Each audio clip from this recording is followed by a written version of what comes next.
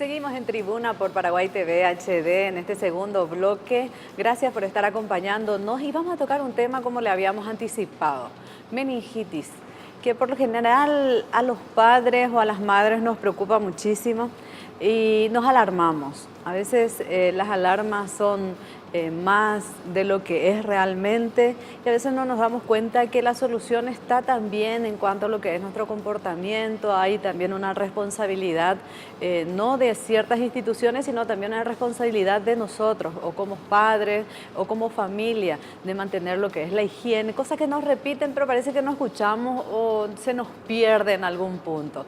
Bueno, pero para que nos hable sobre cómo estamos realmente, qué tipo de meningitis se tiene, cuáles son las medidas de prevención sobre todo, ya nos acompaña y gracias doctora Marta Fungoro por este tiempo. Ella es de Vigilancia de la Salud del Ministerio de Salud Pública y Bienestar Social. Gracias por llegar y sobre todo para explicarnos el tema meningitis. No, gracias a ustedes, Gloria, y realmente un placer poder aclarar algunas dudas en lo que fuere posible. ¿Es tan grave? ¿Es siempre en este periodo? Comparado con otros años, estamos teniendo más meningitis. Cuando se habla de viral, cuando se habla de bacteriana, ¿puedes hacernos esa explicación? ¿Qué clase de meningitis es lo que estamos teniendo también? Sí, cómo no. Bueno, para comenzar tenemos que decir que la meningitis es un cuadro clínico, ¿verdad? Generalmente caracterizado por fiebre, cefalea intensa y puede ir acompañado de algunos otros síntomas como vómitos, a veces signos de irritación. En los lactantes se ven llanto inconsolable, se puede ver con alteración del estado del sensorio, o sea, puede alternar entre somnoliento e irritable, ¿verdad? Por ejemplo, cuando hablamos del tema de fiebre, ¿cómo da la fiebre? Y cuando hablamos del vómito, ¿cómo da el vómito? Sí, la fiebre es una fiebre generalmente 38 grados o superior, ¿verdad? De inicio agudo, ¿verdad? Es como la fiebre que tenemos en varios procesos virales, ya sea cuadros gripales, a veces cuadros diarreicos, ¿verdad? Pero la fiebre aparece de repente, no es una fiebre y generalmente es 38, no suele ser tan elevada tampoco, ¿verdad? 38 grados. Ahora sí, los vómitos generalmente cuando hablamos de un cuadro meningio tienen cierta característica que son vómitos que no van precedidos de náusea o de un malestar previo. Son vómitos que nosotros llamamos en proyectil, que el niño sin aviso previo expulsa el contenido, ¿verdad? Estos cuadros son bien típicos, ¿verdad? O sea que el hecho de presentarse el conjunto de estos síntomas nos haría sospechar que la persona o el niño esté ante un probable cuadro de meningitis. Ahora, cuando hablamos de las posibles causas o causantes de la meningitis, ahí sí hay varias diferencias y pronósticos que conllevan cada uno de los agentes que pueden causar meningitis, ¿verdad? Está el grupo de las meningitis bacterianas, que sí son cuadros potencialmente fatales, que pueden dejar secuelas, que requieren un periodo de internación prolongado, hablamos de más prolongado, alrededor de 10 días, 10 a 14 días. Cuando hablamos así, cuando es más grave y cuando estamos hablando que es más prolongado y con secuelas, ¿de qué hablamos cuando es grave y cuando es con secuelas? Son cuadros, como te dije, que pueden inclusive sin tratamiento antibiótico llevar a la fatalidad, ¿verdad? A veces inclusive dependiendo de la bacteria que esté en juego, pueden en mayor o menor medida dejar mayor o menor secuelas, ¿verdad? Y también en el momento que se hace el diagnóstico, ¿verdad?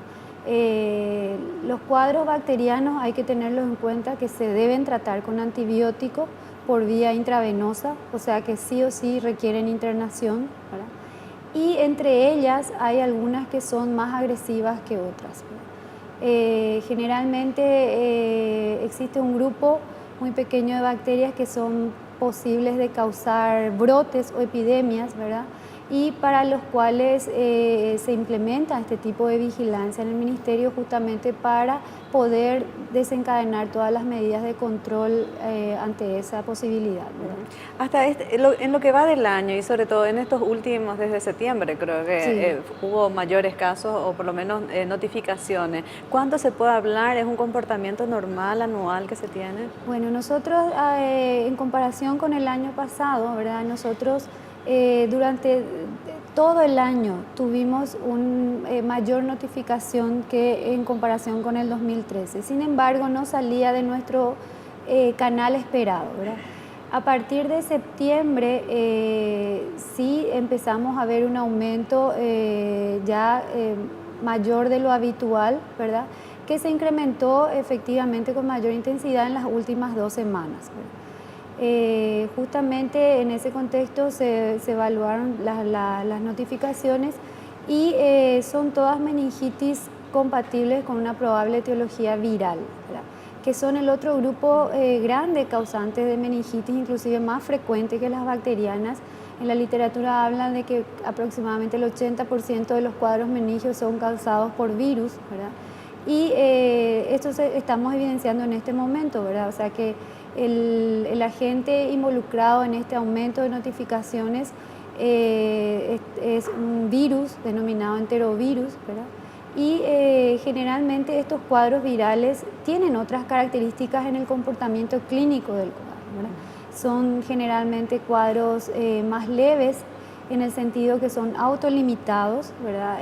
Requieren sí una valoración por un especialista porque los síntomas iniciales son iguales a una meningitis bacteriana, ¿verdad? Solamente la valoración clínica del paciente puede inducir si es más probable una etiología viral o una etiología bacteriana y eventualmente la evolución del paciente, ¿verdad? Estos cuadros generalmente si requieren, no dejan secuelas, se recuperan completamente y la internación generalmente es 48, 72 horas, ¿verdad? Algunos se pueden extender un poquito más, pero no requieren antibióticos y es importante decir que generalmente se recuperan completamente, ¿verdad? ¿Es más frecuente en niños, adolescentes o en adultos el tema de meningitis? Bueno, las meningitis pueden darse en todas las edades. Sin embargo, debido a que los virus son una importante carga de agente etiológico en la enfermedad, se ven más frecuentemente también en los niños, ¿verdad? Porque ellos son más propensos a adquirir estas infecciones virales debido más que nada a primero a un sistema inmunológico que aún está en desarrollo, ¿verdad?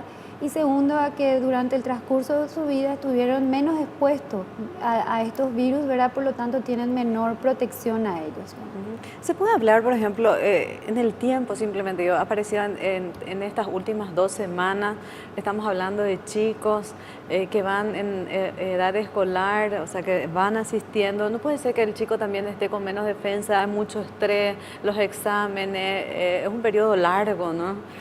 Muchos meses de estudio en los colegios y en las escuelas, obviamente. ¿Eso también no puede incidir en los chicos?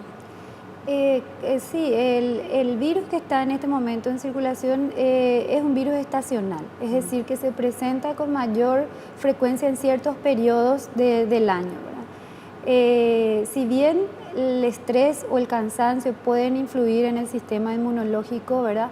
Yo creo que en este momento se dan una serie de condiciones favorables para que la transmisión comunitaria sea más activa, ¿verdad?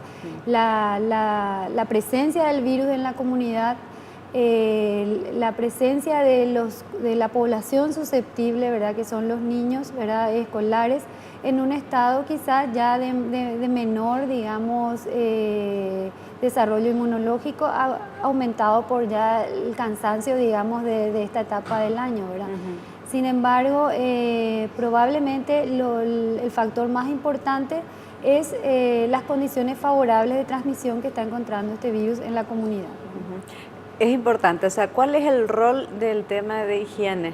Y sobre todo, ¿qué tipo de higiene hay que considerar para evitar esta transmisión?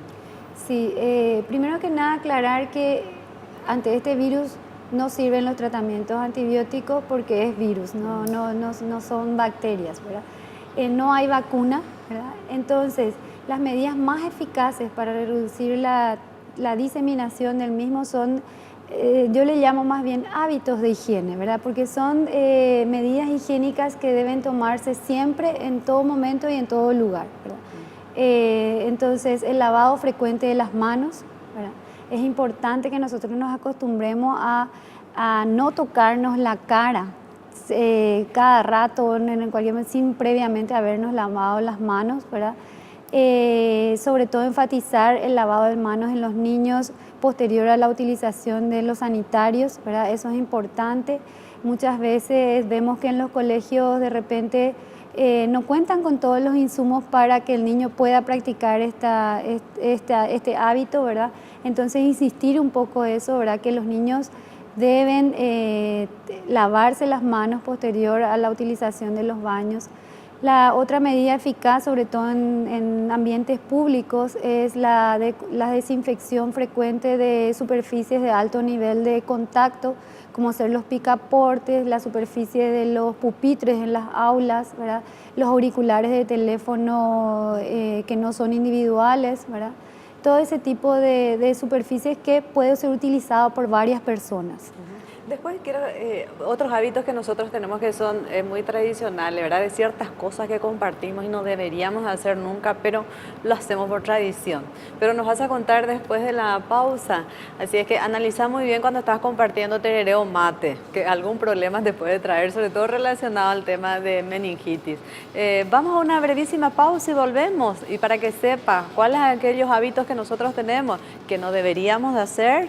Y bueno, y si lo hacemos nos trae consecuencias.